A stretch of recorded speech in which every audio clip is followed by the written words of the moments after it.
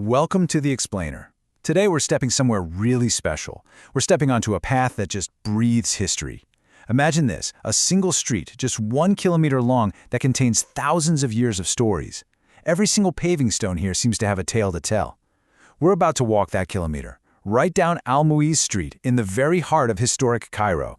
You know, it's almost impossible to overstate the importance of this place. Just think about that quote for a second. That's not just some fancy praise. It's a title that's been earned over a millennium. You can feel the layers upon layers of history and architectural genius all packed into this one single vibrant street. So, you ready? Let's start our walk. We're going to begin at the very top, at the ancient northern gate, and we'll make our way south. And with every step we take, we're literally walking through different dynasties and different centuries. It's pretty incredible. Okay, here we go. Our journey starts as we pass through Bab al-Futuh, the magnificent Gate of Conquests. And the moment you step through those massive walls, you're on it. You're on the street that was historically known as the Kasaba. And the spine is honestly the perfect word for it. See, when Kairos was founded way back in 969 AD, the Kasaba wasn't just some random road that appeared. No, it was deliberately designed to be the city's central axis, the main artery from which all life and power would flow. And the transformation of this street is just staggering. You have to picture it back in the day, a restricted, exclusive stage. This was a grand avenue just for the caliph and his court, nobody else allowed. Now flash forward to today, and it's the complete opposite. It's a vibrant, bustling, wonderfully chaotic public space, a true open-air museum for the entire world to come and see. So let's get to our first major landmark and see how this whole story began. The architectural DNA of this street, well, it all comes from its founders, the Fatimid dynasty. And these guys were ambitious. I mean, right from the very beginning. Within just a few decades of the city being founded, they weren't just building a capital. They were creating these monumental statements in stone. And it started with the colossal mosque that still greets you right as you enter the street. If these walls could talk, my goodness, this building is the ultimate survivor. It's had so many different lives throughout history. I mean, just imagine. Its sacred halls have been used as a prison for crusaders, a stable for cavalry horses, a fortress for Napoleon's army, and even a local school. Its story is the story of Cairo's turbulent, always changing fortunes. All right, as we keep walking south, the street just opens up into what is arguably the most spectacular collection of medieval Islamic architecture you can find anywhere on Earth. We've officially entered the Mamluk era. Now, the original Fatimid palaces that gave this area its name, between the two palaces, they're long gone. But the Mamluk sultans who came after them, they knew this was the most prestigious real estate in the entire city. So what did they do? They filled that empty space with their own incredible legacies in stone. And these Mamluk buildings were absolutely designed to impress. Take the Qalawun Complex. This was not just a monument to a ruler, it was basically a city within a city. Its hospital was legendary, offering really advanced medical care, for free, for centuries. See, building stuff like this was a way for Mamluk sultans, many of whom started their lives as slaves, to legitimize their rule and leave a mark that would last forever.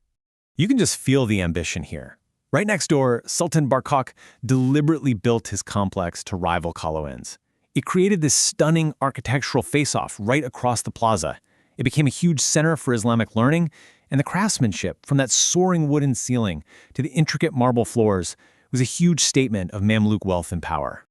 Okay, so as we keep walking, we approach a modern road, Al-Azhar Street, that cuts right through the old path. And you know, this break in the road is a perfect symbol for the street's next chapter. How does an artery that's 1,000 years old adapt to the 21st century? Well, starting back in the late 90s, this massive effort began to reclaim Al-Muizz Street from the noise and chaos of modern traffic. The whole idea was to transform it into this unique cultural experience. They made it a pedestrian-only zone for most of the day, they meticulously restored dozens of monuments, and they installed this state-of-the-art lighting that makes the evenings here, well, they're just magical.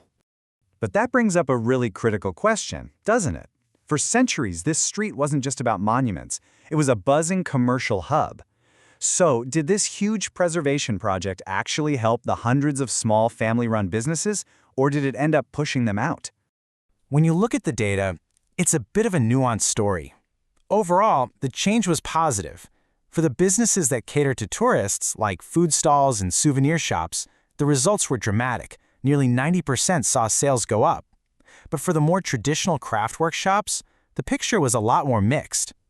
So the project clearly favored a new kind of commerce, and that shifted the street's whole economic balance. But despite that shift, the commercial soul of this place is very much alive.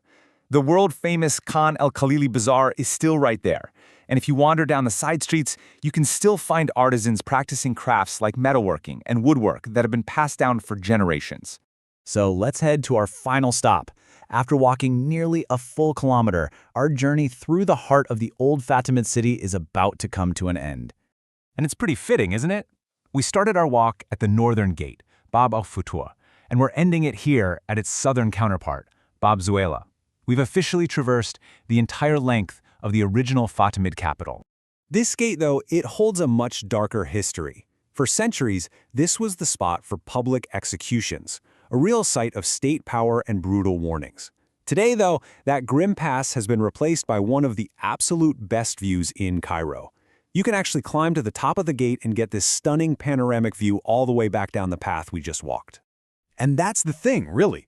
This whole journey, from the Fatimid foundation, through Mamluk glory, all the way to its modern-day revival, it's all written right here into the stones of the street. Every building, every alleyway, tells a part of the incredible 1,000-year story of Cairo. It leaves us with this essential question, one that you could ask about any historic treasure like Al-Muizz Street. When we restore it and light it so perfectly and package it for visitors, are we truly preserving its history? Or are we kind of rewriting it for a new audience, creating a beautiful but maybe simplified version of the past? It's a question every city with a story to tell has to face.